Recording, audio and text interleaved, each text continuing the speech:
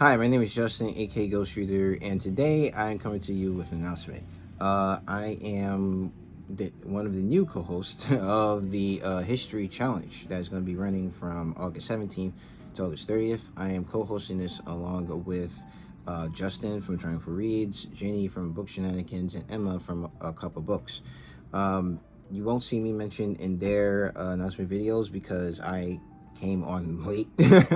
And so that's why you won't see me mentioned in their announcement videos. But they were gracious enough to let me come in a little late. They had reached out to me before, but I wasn't sure about timing and stuff. But here I am, and I'm going to be helping them host this event.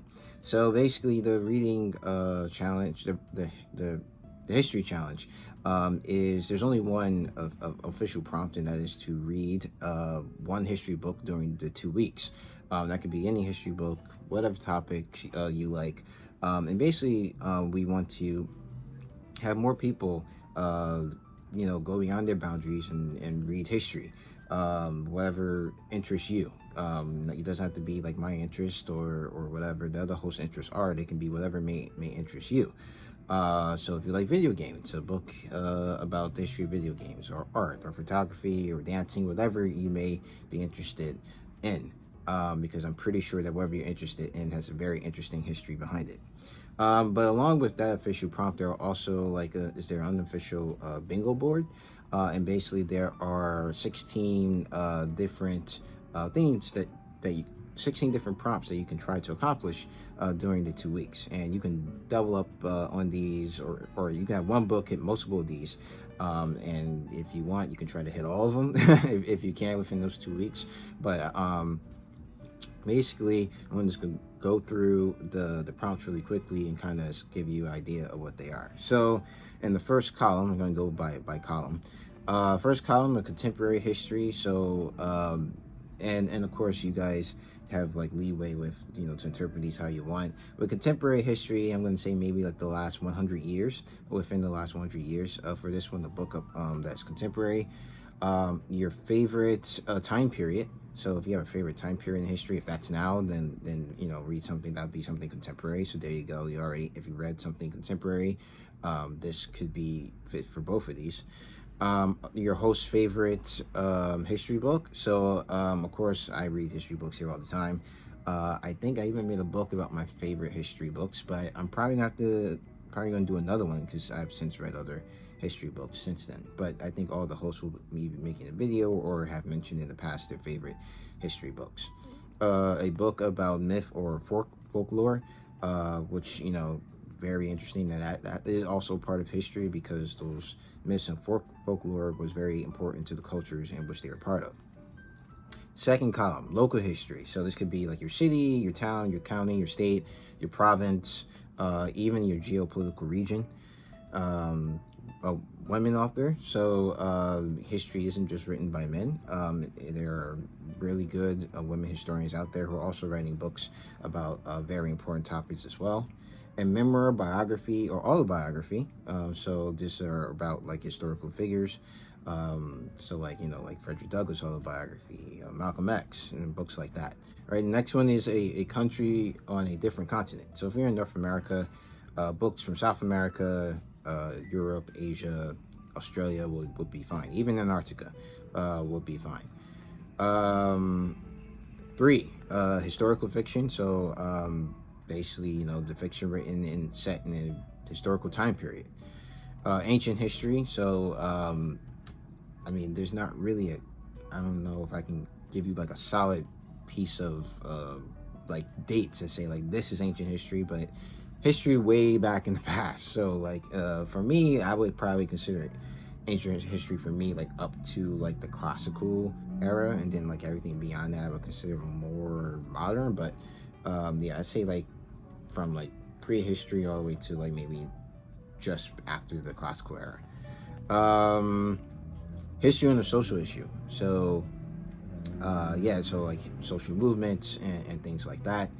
Micro history. So this is like a history that focuses on one small element, very focused on one thing. So for example, mosquitoes. the book I read on mosquitoes was like would be considered a micro history, even though you can kind of argue it was bigger in scope too, because it kind of dealt with the way mosquitoes impacted history like all over the world, but things that are a book that's very focused on one particular topic.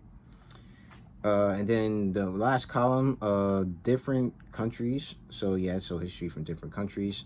Macro or multidisciplinary history. So history that is big in scope. So it could be like women during the First World War. Let's see. People of color in shipbuilding, stuff like that, where it's multidisciplinary, so you're dealing with like a social issue, but also looking at the history of that industry. So that would be like an example of that. A book by a Black, Indigenous, or person of color author, because history is very rich, and we need to look at history from very different perspectives, because those different perspectives would give us a better view of history and understanding of history as well.